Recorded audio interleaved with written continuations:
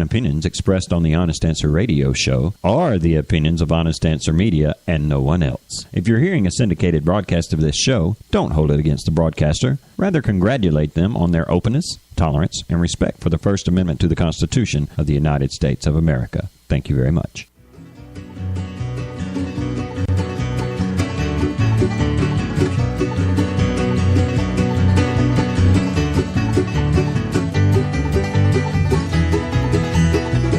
Make his fight on the hill in the early day, constant chill deep inside. Shooting gun on they run through the endless gray, on they fight for the right, yes, but who's to say? For a hill men would kill, why they do not know. Stiffened wounds test their pride. Men of fight still alive through the raging blow, gone insane from the pain that they surely know.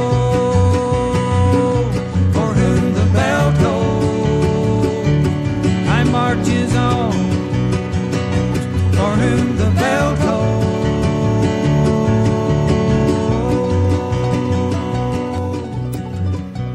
I can't believe we made it. We made it another week. We made it through Alabama's senatorial election.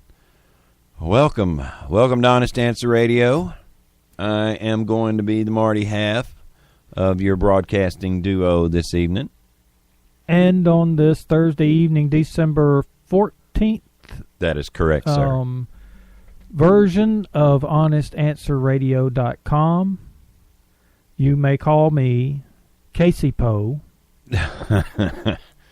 Because as I wandered weak and weary, and it was moonlight, dark and dreary. Uh-huh. When suddenly there came a tapping. A tapping? A tapping on my chamber door.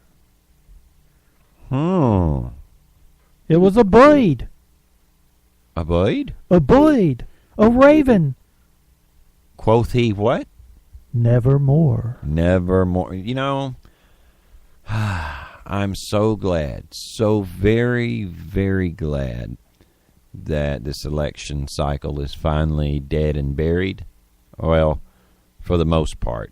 It hasn't been conceded or anything yet, and there's a lot of talk of recounts and absentee voter ballots, and, you know, it's still kind of a quag here, but, you know, we made it through, although I gotta say,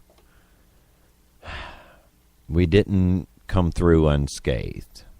It's been a bloody battle here in the state of Alabama, and you know, this has been an election that has taken us like a real genuine toll on the people of the state of Alabama. And you know what, man? What? I don't think the rest of the country gives a damn. I really, really don't. As much media attention as they've given this election now that it is over. Where are they at? Well, I tell you what. There's some people I'd like to thank. Really? Like as in the Academy Awards? Yeah, something like that. All right. Lay it on me. I would really, really like to thank the Republican Party of the state of Alabama. You know, guys, you keep just giving us these just sterling characters, to vote for. Genuine stinkers. I mean, just beautiful men. But because what was our governor's name that appointed Luther Strange in the first place? Bentley. Yeah, you gave us Bentley. Yeah, thanks for that. And you gave us Roy Moore to run for Senate. Mo Brooks. You couldn't just get behind Mo Brooks and get that primary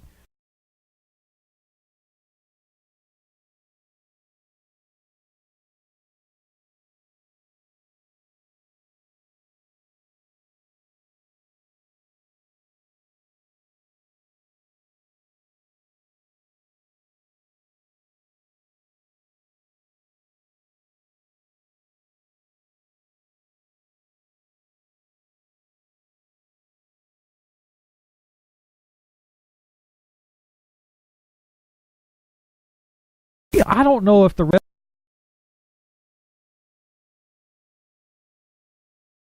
Pretty much what I hear from my fellow Alabamians all the time. Well, okay, but you had to put Roy Moore forward.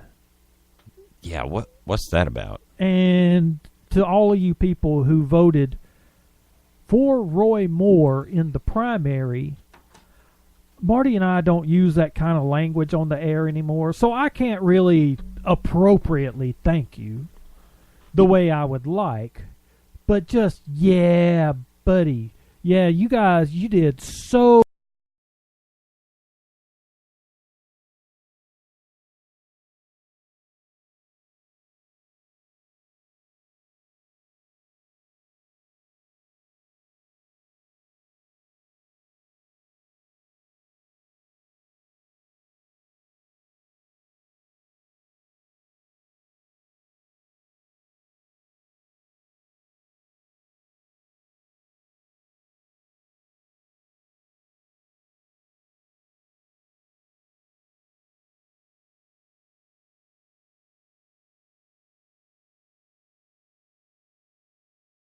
Sterling examples of Christian humanity we have here in this state.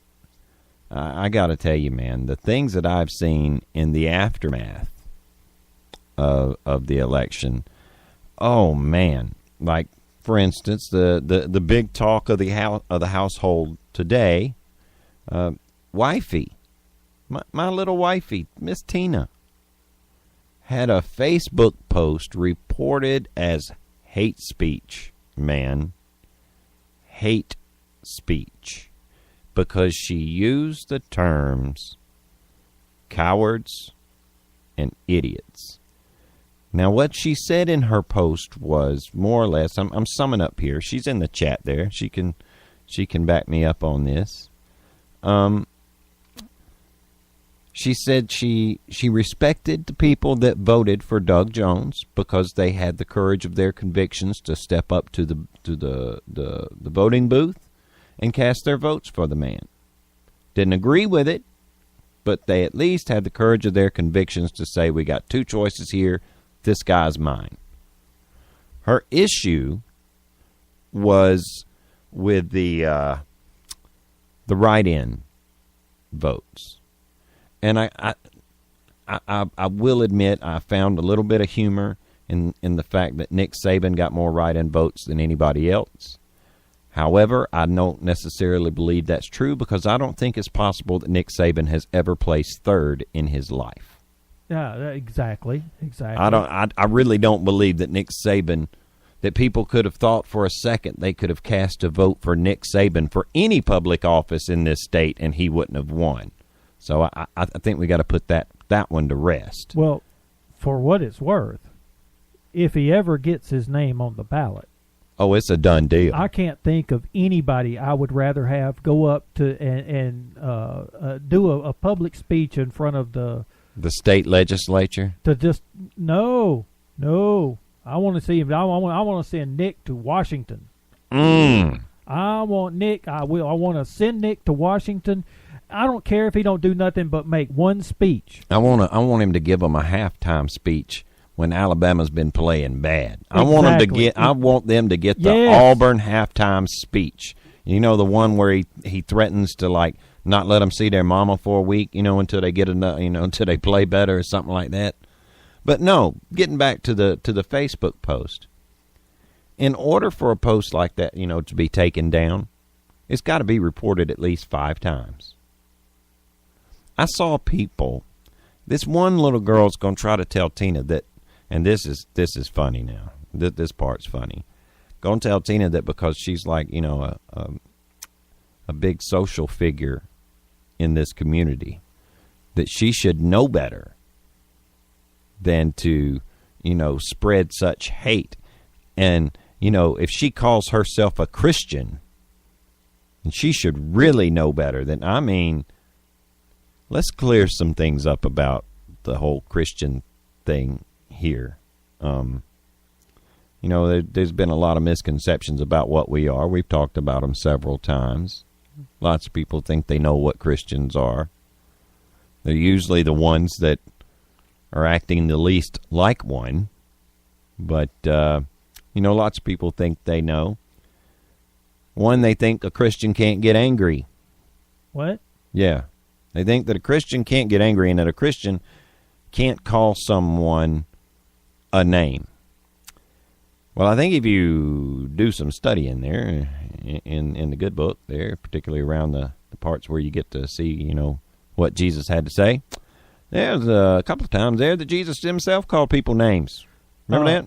Pharisees, Sadducees, called them pit of vipers. He also called them, which is even worse, and way worse than anything Tina has ever said about anybody, is that Jesus called the Pharisees and Sadducees, he called them whited sepulchres. Now, to us, we're like, okay, yeah, so, but to a Jew, especially at that time, when Jesus was walking around, calling somebody a whited sepulcher is about the worst thing that you could call them. I mean, it's man, that the contempt that is carried in that, you can't call somebody a coward and put that much venom in it. Is what I'm saying. And regardless, it was an off-the-cuff comment. And, on that same post, I even had to put my 2 cents in, and I had said,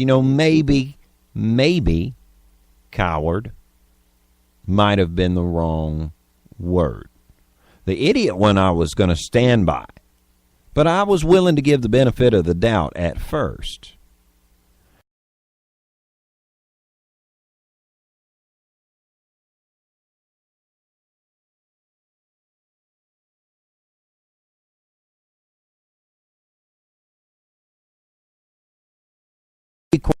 A lot of people, and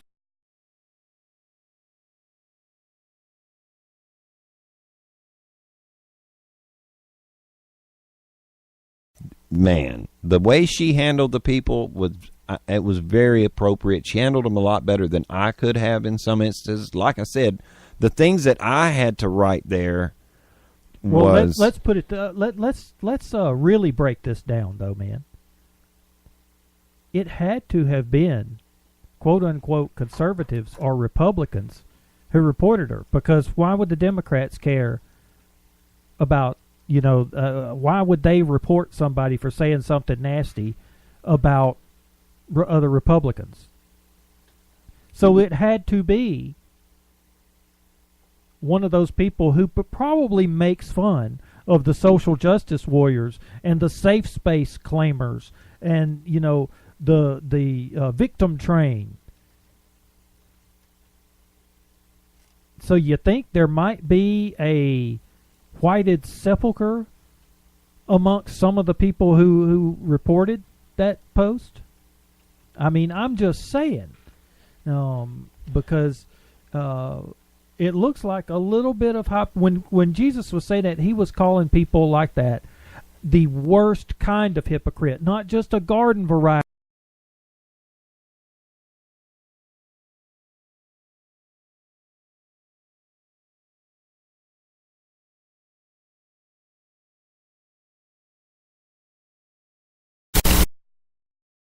Somebody a coward. I understood. All right, now look out. All right, microphone, stop doing that. Stop doing that. Okay. I understood exactly what she was trying to say. A person that goes into an election like this, when they go into that voting booth and they pick up that ballot, there were 2 choices on the ballot yesterday. There was no other referendums or anything like that, nothing else to vote on except making a choice between 2 men. That's it. All right? Now, yes, you do have the option of writing in a name there, and some people did take that option. Those are the people that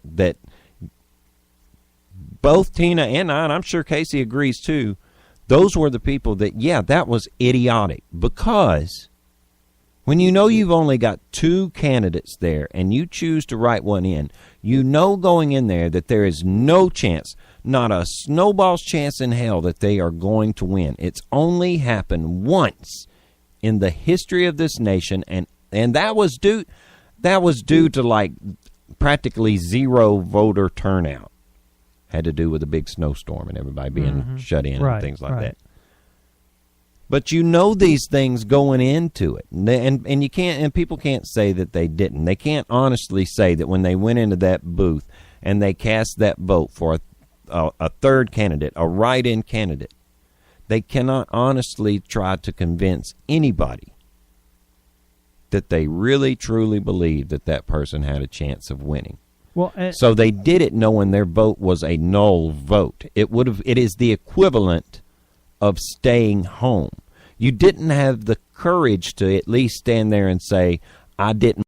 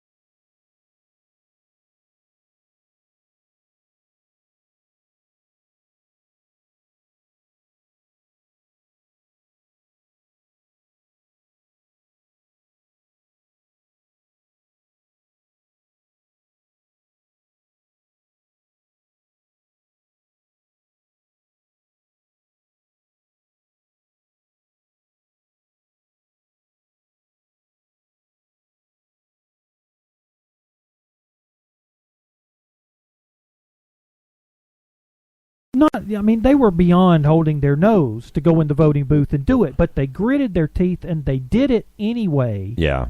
Okay. Even though he definitely was not the guy for a lot of folks. All right. Right. Okay. They pulled up their britches, went into the voting booth, and cast a vote that would, they could put the most meaning behind. Right. Except for Richard Shelby. He couldn't bring himself to take a tough stand. I wouldn't have been mad at him if he said, I couldn't vote for Roy Moore, so I had to vote for Doug Jones. I actually would have said, okay, I don't approve, but at least you took a stand.